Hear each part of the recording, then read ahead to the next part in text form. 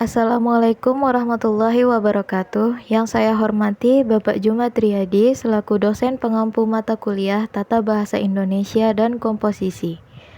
Perkenalkan, saya Sania Nisa Kamila dengan NIM 0533 30036 dari Program Studi Sastra Inggris Universitas Terbuka Denpasar. Pada presentasi ini, saya akan memaparkan hasil penelitian mengenai penggunaan bahasa gaul pada remaja, khususnya yang aktif dalam komunitas anime dan media digital. Penelitian ini dilakukan untuk melihat bentuk bahasa gaul yang paling sering digunakan, faktor yang memengaruhi penggunaannya, serta konteks penggunaannya dalam kehidupan sehari-hari. Bahasa merupakan bagian yang tidak terpisahkan dari kehidupan manusia. Seiring perkembangan teknologi dan media sosial, bahasa juga mengalami perubahan yang sangat cepat. Salah satu bentuk perubahan tersebut adalah munculnya berbagai istilah bahasa gaul yang digunakan oleh remaja. Dalam kehidupan sehari-hari, terutama di media sosial dan komunitas digital, kita sering menemukan kata-kata seperti relate, healing, spoiler, FOMO, atau baper. Menariknya, sebagian besar istilah tersebut berasal dari bahasa asing dan kemudian digunakan dalam percakapan bahasa Indonesia. Fenomena inilah yang menjadi alasan utama penelitian ini dilakukan. Penelitian ini berfokus pada 3 pertanyaan utama. Pertama, bentuk bahasa gaul apa yang paling banyak digunakan oleh remaja dalam data yang telah dikumpulkan. Kedua, faktor-faktor apa yang menyebabkan remaja memilih menggunakan bahasa gaul tersebut dalam komunikasi sehari-hari. Dan yang ketiga, dalam konteks seperti apa bahasa gaul paling sering digunakan. Ketiga pertanyaan ini menjadi dasar dalam proses pengumpulan dan analisis data.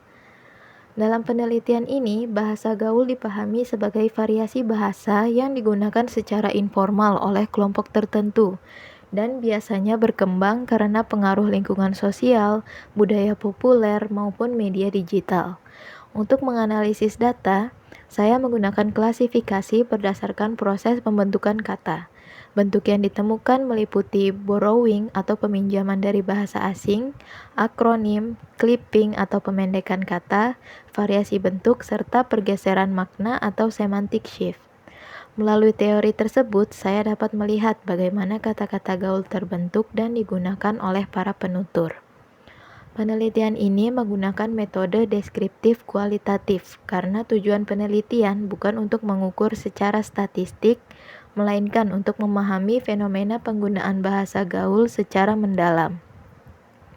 Data dikumpulkan melalui observasi penggunaan bahasa pada media sosial, komunitas anime, dan percakapan sehari-hari. Dari proses tersebut diperoleh 30 data berupa kata dan frasa gaul yang kemudian diklasifikasikan berdasarkan bentuk dan penggunaannya. Selain itu, penelitian ini juga didukung oleh data sekunder berupa wawancara sederhana untuk mengetahui alasan remaja menggunakan bahasa gaul. Data yang terkumpul menunjukkan adanya keragaman bentuk bahasa gaul.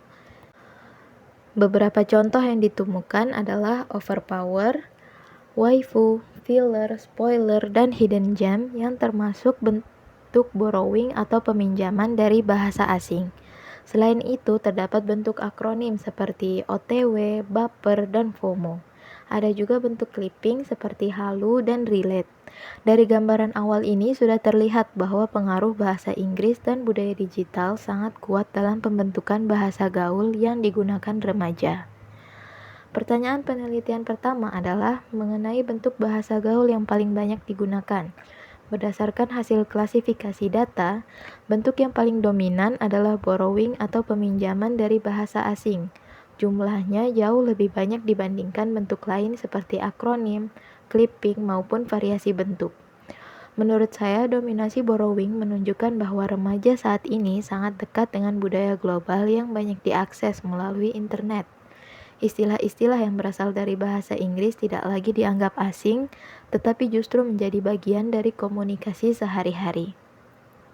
Hal ini menunjukkan bahwa perkembangan teknologi turut memengaruhi perkembangan kosakata yang digunakan oleh generasi muda.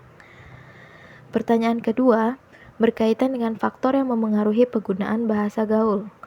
Berdasarkan hasil wawancara, terdapat beberapa faktor yang paling sering muncul. Faktor pertama adalah pengaruh media sosial. Banyak responden mengaku mengenal istilah gaul dari TikTok, Instagram, maupun Twitter. Faktor kedua adalah lingkungan pertemanan dan komunitas. Ketika sebagian besar anggota kelompok menggunakan istilah tertentu, individu cenderung mengikuti agar lebih mudah beradaptasi. Selain itu, penggunaan bahasa gaul juga dianggap lebih santai, lebih ekspresif, dan lebih sesuai dengan identitas anak muda masa kini. Beberapa kutipan wawancara memberikan gambaran yang lebih jelas mengenai alasan penggunaan bahasa gaul. Salah satu responden mengatakan bahwa istilah seperti relate dan spoiler terasa lebih praktis dibandingkan padanan bahasa Indonesianya. Responden lain menyatakan bahwa penggunaan bahasa gaul membuat komunikasi terasa lebih akrab dan tidak kaku. Dari jawaban-jawaban tersebut dapat dilihat bahwa bahasa gaul tidak hanya digunakan karena tren, tetapi juga karena dianggap lebih efektif dan mampu menunjukkan identitas kelompok tertentu. Pertanyaan penelitian terakhir adalah mengenai konteks penggunaan bahasa gaul. Berdasarkan data yang terkumpul, bahasa gaul paling banyak digunakan dalam situasi informal, terutama di media sosial, grup pertemanan, komunitas anime, dan forum diskusi online. Sebaliknya, penggunaan bahasa gaul cenderung berkurang dalam situasi formal seperti tugas akademik, surat resmi, atau komunikasi dengan dosen. Hal ini menunjukkan bahwa pemilihan ragam bahasa sangat dipengaruhi oleh situasi komunikasi dan lawan bicara. Jika seluruh temuan penelitian dikaitkan, terlihat bahwa bahasa gaul memiliki fungsi yang lebih luas daripada sekedar alat komunikasi. Bahasa gaul dapat menjadi simbol identitas sosial, sarana membangun solidaritas kelompok, sekaligus menunjukkan kedekatan seseorang dengan budaya digital tertentu. Dominasi borrowing juga menunjukkan bahwa proses globalisasi tidak hanya memengaruhi gaya hidup, tetapi juga memengaruhi cara remaja berbahasa. Dengan kata lain, bahasa gaul dapat dipandang sebagai cerminan perubahan sosial dan budaya yang terjadi di masyarakat saat ini. Berdasarkan hasil penelitian, dapat disimpulkan bahwa bentuk bahasa gaul yang paling dominan adalah borrowing atau peminjaman dari bahasa asing, khususnya bahasa Inggris. Penggunaan bahasa gaul dipengaruhi oleh berbagai faktor seperti media sosial, lingkungan pertemanan, komunitas digital, dan keinginan untuk mengekspresikan identitas kelompok. Selain itu, bahasa gaul paling banyak digunakan dalam konteks informal, terutama pada komunikasi digital dan interaksi antar teman sebaya. Melalui penelitian ini, dapat dipahami bahwa bahasa gaul bukan sekedar tren sesaat, tetapi merupakan bagian dari dinamika bahasa yang terus berkembang mengikuti perubahan sosial dan budaya masyarakat. Sekian yang dapat saya presentasikan. Kurang lebihnya mohon maaf. Terima kasih atas perhatian Bapak Jumatriyadi selaku dosen Tata Bahasa Indonesia dan Komposisi. Wassalamualaikum warahmatullahi wabarakatuh.